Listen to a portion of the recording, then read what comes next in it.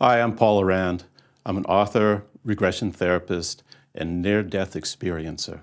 I'm working in New York, New Jersey area, and many places around the world. In 1998, I was attending my son's outdoor swim meet, and the swim meet was delayed because of thunder in the distance.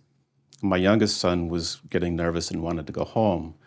So I took him up the hill to put him in the car and pack up the things. And right after I put him on the front seat and went to the back of the car to load it up, the most intense explosion you could possibly imagine happened. Everything went white. A lightning bolt had struck a tree near the car, traveled through the root system, through the underground pipes by the storm drain I was standing in front of, and people saw tentacles of lightning coming out of the storm drain, hitting me, going up my legs. It actually went inside my body and out, popped my hat off my head, flew out my hand into the car, burned out the wiring system on the car, flew off the front of the car and knocked another person down. I didn't know exactly what happened, but I was found laying in the gutter in deep water as a huge storm ensued. Hail, rain, lightning everywhere, phones weren't working, trees were down. Even took the ambulance 45 minutes to arrive. Luckily, someone got me into a car because I couldn't move. I was paralyzed. I couldn't move my arms, my hands, and there's a sort of missing gap of time too that I didn't discover until months later when I addressed the pain that I was experiencing in my body and the trauma from the experience by doing regression therapy. In the hospital, I was completely out of my mind. I actually, when I could regain the ability to walk, was walking around with a cape over my shoulders saying something about being a messiah or savior or saint or something. I really didn't have much memory of it. Of course, the people at the hospital did. They did quite a few tests, didn't really know what to do with me because not everyone survives a lightning strike, that kind of electrocution, and most doctors don't really know how to deal with a lightning strike survivor. So they released me from the hospital, and next morning, talking to my insurance company about our emergency room visit, they insisted that I immediately return to an emergency room. And when they wanted me to go to an emergency room, I knew there must really be a problem. After many tests in the emergency room, I was sent home and for months struggled with immune system problems, chronic back pain, really bad short-term memory loss, and fears about simple things like turning on a light switch or touching the refrigerator. And it wasn't really until about 6 months of this ongoing pain and trauma that I participated in a workshop, actually sponsored it, and had the opportunity to be regressed back to those moments where I was struck by lightning. As a hypnotherapist and as a regression therapist, I know that trauma lodged in the body and in the deeper memory can cause chronic problems and more serious problems down the road unless it's addressed. And although I had some conscious awareness of and gratitude for surviving being hit by lightning, I knew there was something deeper that had been touched in me, and that some of the trauma from the experience, because that was the most excruciating pain I've ever experienced in my life on a physical level, was still lodged in the body. So it made sense to me to approach it doing regression therapy through the body to help release that trauma. One of the things that we know is that memory is stored both in the body and in the deeper mind, the subconscious mind. Sometimes the traumas we experience are too much for us to remember on a conscious level, and they're relegated to deeper memory, to the subconscious mind. They're sort of held down or suppressed. And it's the suppression or the repression of those memories that help us survive the difficult time immediately after. But it's also those repressed or suppressed memories that can cause chronic illness and chronic pain and problems for someone. And it needs to be expressed, externalized. It needs to be out somehow. And in my case, the lightning, the electrocution, the trauma of that pain and the convulsing was still lodged in my body, causing my back pain and my fears. I attended a group workshop where I was able to volunteer to be the demonstration subject for the presenter, and he got me lying down on a pad on the floor and regressed me back to just before the lightning struck me. And the first memory that came to me was that's been with me for a very long time, of placing my 3-year-old son on the front seat of the car, which is why he survived that, because body mass, body size, with that kind of electricity, he wouldn't have made it. And then he took me through the whole process, not trying to consciously remember what happened, but exploring what was held in my body and my deeper mind. And the memories came much more clearly than me trying to consciously remember what happened. Much of it I'd forgotten because of the trauma and all that followed it. And so he took me back in sort of slow motion to describe and to release what I held in my body around that whole experience. As the trauma that was held in my body was released, my body actually began to shake, as it had done when I was being struck by lightning. And then suddenly, there I was, from above, looking down at my body, dead in the street. And I'll tell you, that's pretty convincing to realize that you still have consciousness, even though your body is dead on the ground.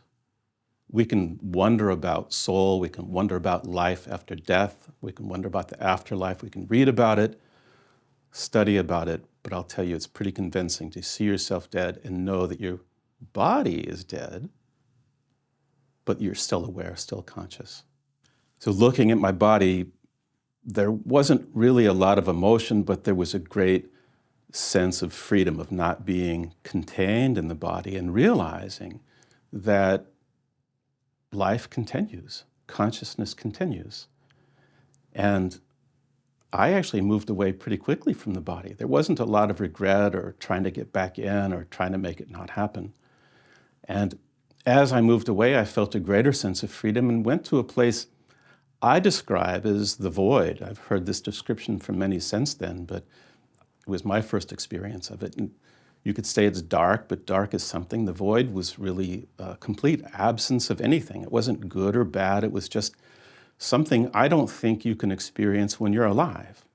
And from that void, then some really profound experiences began to unfold. I began to have an experience of complete and total unconditional love, something that I think we all long to experience, long to know, look for in relationships. But I don't know that we can really experience it fully on earth plane. But there, suddenly, deeply, profoundly, feeling completely and totally loved beyond any ability to really describe. And that experience is something that I feel has profoundly changed me and made me a very, very different person in life. It's made me a more loving, caring person. I don't always express or experience unconditional love in my daily life, but I know what it is, not as a concept, but as an experience that I carry within myself. It's better than the best feeling ever. I can't really describe it.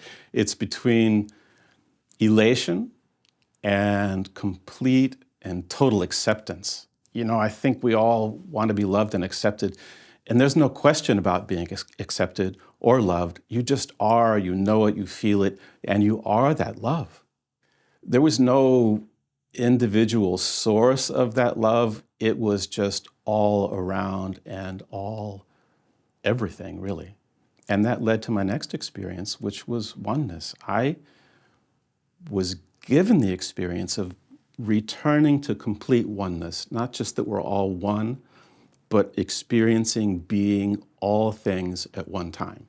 There was a sense of self, but there was absolutely no sense of separation at all. And to realize that I am part of everything and everything is a part of me gives me a very different perspective when I walk down the street in New York City, when I encounter another person, an animal, a tree, a rock.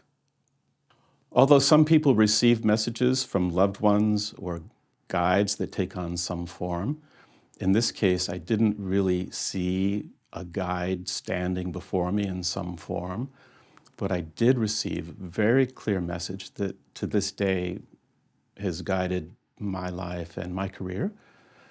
The message was listen, and it sounds like a simple message, perhaps it is, but there was a bit more to it, and that was you have a good mind, but you depend on it way too much.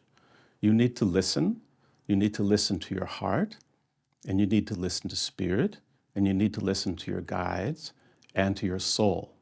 And it was from remembering this during the regression that I began really focusing more on being able to hear what my soul is calling me to do and being able to hear what spirit is trying to teach me and guide me. And it was a really big shift in my life to use my good mind, implement what I get when I listen to heart and soul. And you know, there's a big movement all around the globe to follow your heart, listen to your heart. And I'm so grateful, so thankful that consciousness is going in this direction. But you really have to know that there's something beyond listening to your heart. Listen to your heart is a good step in the right direction, but I say, listen to your soul. Your soul is guiding you, and your soul is connected with your guides. Your soul is connected with your team, and your soul is connected with universal consciousness that's helping us heal, evolve, and live in a better way. So I would say I'm a soul that has a body. That's really my takeaway from that experience. And with this understanding, with the unconditional love, with the sense of oneness, and with the awareness that consciousness continues, we don't die, even though our physical body might die, boom, slammed back into my body. Welcome back to Earth. During the electrocution, I was resisting with all of my being, screaming without being able to move or scream. No, with all the force of my being, because I knew if these waves of electricity kept passing through my body, that I would die soon. And so my stand was no, complete refusal to die or to go into spirit. So one of the things that was most helpful during the regression was being guided by the facilitator to welcome the lightning into my body, to accept the experience, which was counterintuitive, to say the least. It was so painful, searing pain through my entire body. You know, when lightning strikes a tree, the tree explodes because it vaporizes the water in the tree, and that's what was happening to my body. So it was natural to resist it, to fight it.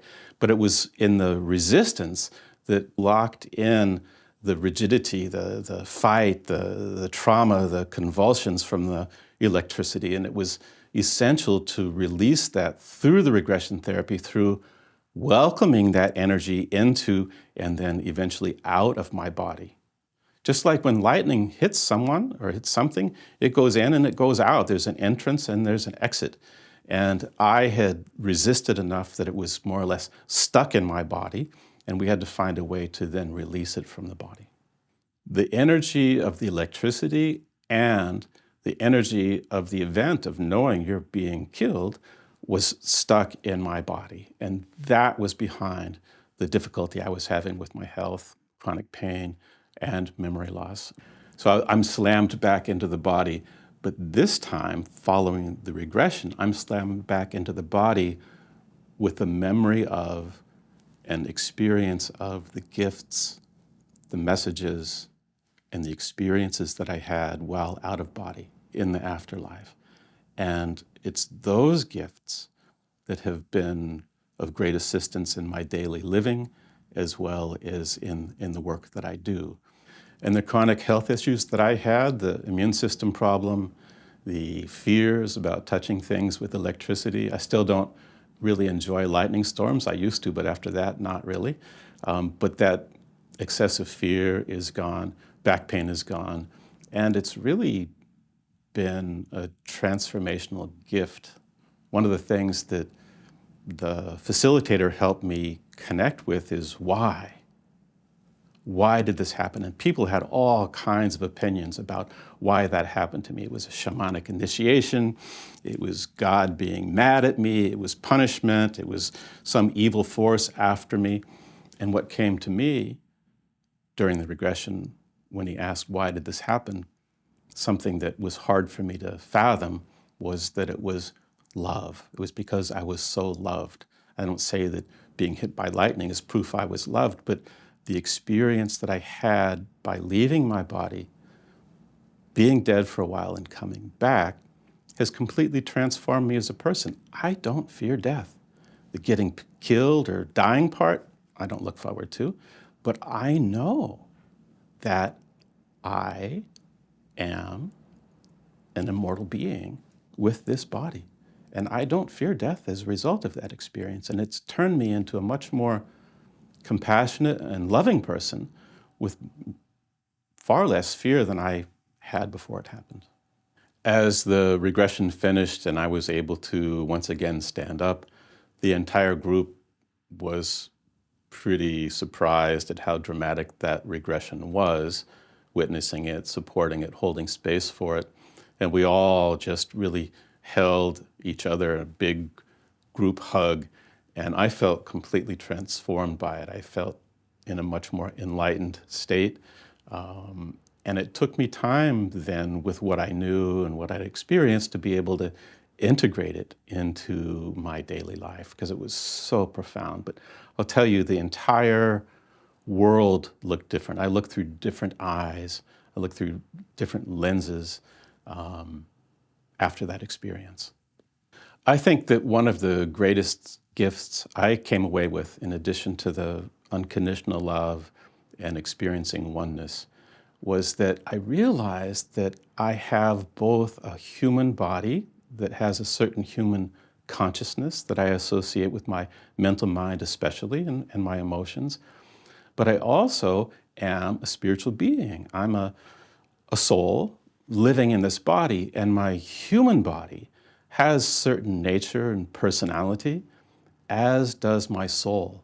And I think that my soul was working for a long time to be more expressed through my physical body. And honestly, the two were a bit at odds. My soul would say yes to doing things like this interview, and my human personality was saying, no, I don't want to sit in front of a camera. I don't want to be part of that. And it's allowed me to honor both the human self and my soul self, and to recognize the differences and how they can support each other. It's taken me time to integrate both, but knowing that both exists and being able to honor both and learn how to integrate them has made a huge change in my life. So how this helped me survive the death of our son a year and a half ago. If I didn't have the awareness that I have, that although our human body dies, our soul, our consciousness continues, as a father, it's the most painful experience I've ever had in my life. Don't even try to imagine. But because I know that his soul continues, and because I've been able to make contact with him both directly and through mediums, it's been more possible for me to continue in my life. Devastated, difficult to understand, difficult to accept, painful. Lightning was painful on a physical level. This would have destroyed me, I believe, if I didn't have this foundation, not of theory, not of religious belief, but my own experience that's helped me gain some understanding about this and been able to make contact with him and know that he's okay. He's beyond okay. He's actually better than when he was struggling in this life. And although as a parent, that's a very difficult thing to accept. It's made it easier for me to accept and go on and continue living my life and with that constant awareness and missing of him as a human being, as a person, as a parent, missing their son. But because I've been there and back, I've been able to keep on going. He was struggling with mental illness after isolation through COVID, as many young people are now, and had been hospitalized and treated, had leveled out, but had come off his medication and began to have problems again and took his own life. And as a parent, that's a pretty hard choice to accept.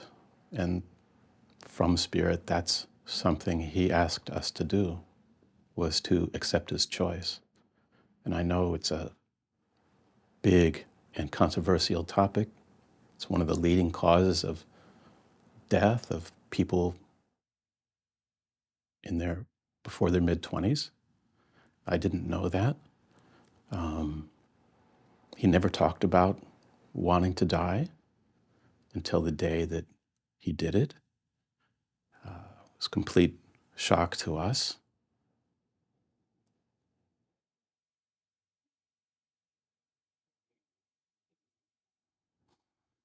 But from Spirit, he asked us to accept his choice. And I've gone back and forth with that, working on it.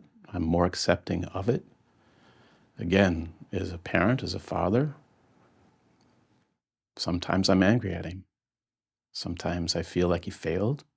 Sometimes I feel like I failed. It brings up a lot of feelings and soul searching.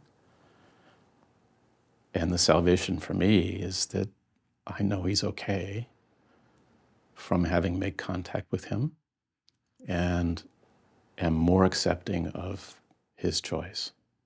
I miss him terribly and wish we could put our arms around each other and hug. He's hugged me from Spirit, but I miss that pat on the back. One of the most helpful messages we got from Aurand was that we were just the parents he needed and that we loved him enough. He really wanted us to know it wasn't because of us, something we did or didn't do, but that we really loved him enough. And that was so reassuring to hear through the medium. And one of the things I want to say to anyone who loses someone that they love is watch for the signs. They're right here with us. Not all the time, but they're right here with us and they're able to communicate if you're just open. I know in the beginning, I was in such pain, I couldn't hear, feel anything. I was completely numb and completely ripped open. But they will give signs. They do give signs. They do communicate. Ask, be open, be aware, watch for them, and they will come, many of them. And it's so reassuring to get those signs from them. Aurand was on search and rescue team, and he knew how to use a compass and a map instead of his phone to get around. And so the sign he gives us is compass, and they show up in the most unusual places. I was even in a shop buying a shirt, and the shopkeeper asked me about family for some reason, and I told him that we just lost our son. I was a mess, just standing there crying. And I told him about the signs of compass that we often get, and he got this funny look on his face and went to the cash register, opened it, and pulled a compass, the exact kind our son used when he was doing search and rescue, a very unusual compass that you use to navigate on a map, and handed it to me. Why do you have a compass in your cash register? He says, I don't know, it must be for you. It was one of many, many signs that's been reassuring, reminding us that he is around and able to make contact. And watch for those signs.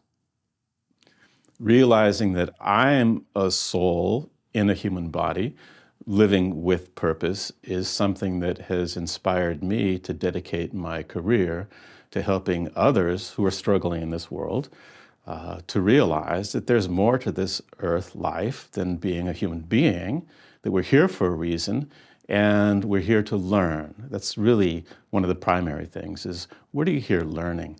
And helping people remember that they're more than a human, that they're a spiritual being, and that they have a purpose and something they're here to learn and accomplish brings me the greatest fulfillment and joy, and I believe makes this a very different planet. If more people realized this and had that consciousness, I think we'd be living in a very different culture, a very different climate, a very different planet, a very different world. There are those I call the reluctant souls, the ones who, when they're in a higher state of consciousness and spirit, somewhat reluctantly agree to come to earth to learn and grow, but then once they join with human body and come into their dysfunctional family and neighborhood and country, really struggle and feel like they were forced here. Nobody gets forced. We do it by choice. Not that everything is predetermined, but there are possibilities and there are intentions for learning, and there will be opportunities for learning in the life to come. It's done with great intention. It's done with the help and guidance of guides and others who love us and want the highest good for us. It's not to cause us to suffer, and it's not random, and there's no being forced into it, even though sometimes some feel like they got pushed here. It doesn't really happen that way. I actually do regressions to the time in the womb, in utero regression, and it's the time where the soul is incarnating, joining with the body, before the personality is developed, before the human brain is fully developed. And it's easier there in that time for one to remember why they're coming, what they hope to do, what they hope to learn, what they hope to work on. And some come with great intention of accomplishing something in the world. People call that purpose. But I think more often we come with wanting to learn something specific, learn more about. So love is a big category that people come here to learn. But you want to explore it more fully because it's a huge category. Is it self-love? Is it more compassion for others? Is it acceptance? And so remembering what, as a soul, you decided to incarnate to learn can be terribly helpful, because once you know, then you can focus more on that.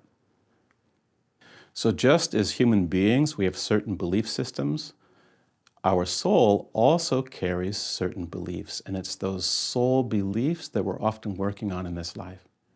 So I had a client some time ago who came in, her big headline was, "Why do I suffer so much?" And she'd suffered greatly in this life, every kind of abuse and neglect, and unbelievable. And when we did past life regression, she had many lifetimes of great suffering. And so that headline got even bigger with regression. Why do I suffer so much? When I was able to get her into spirit and she could connect with her guides, she asked her guides the same thing. Why do I suffer so much? And you know what the answer was? Because you believe that's the only way you can learn. And this is the topic then that she was working on in this life, somewhat unsuccessfully, and being able to address this with her guides and get it direct from spirit of, it's not because I'm being punished, it's not because of bad karma, but it's because I carry the belief in my soul that the only way I can learn and develop is through suffering, and therefore repeated lifetimes of suffering. So ending that pattern is not just a gift to her, but to all of humanity, I believe.